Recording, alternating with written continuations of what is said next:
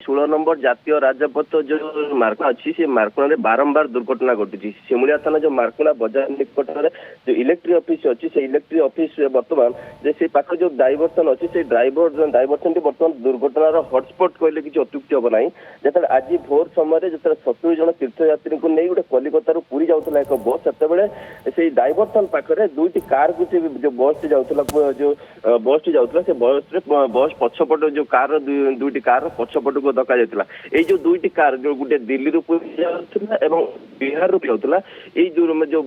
जो कार जो थे 4 जन तीर्थयात्री से 4 जन तीर्थयात्री को धक्का देवा फल से गुरुतर हो पड़ते से सिमुलिया गोष्ठी स्वास्थ्य केन्द्र में भर्ती कर जो कथा जो समय जो घटना घटा स्थानीय जो पाखापाखि किसी लोक थे स्थानीय लोक पुलिस और जातीय राजपथ पुलिस से उद्धार कर सिमुलिया गोष्ठी स्वास्थ्य केन्द्र को नहीं जो बस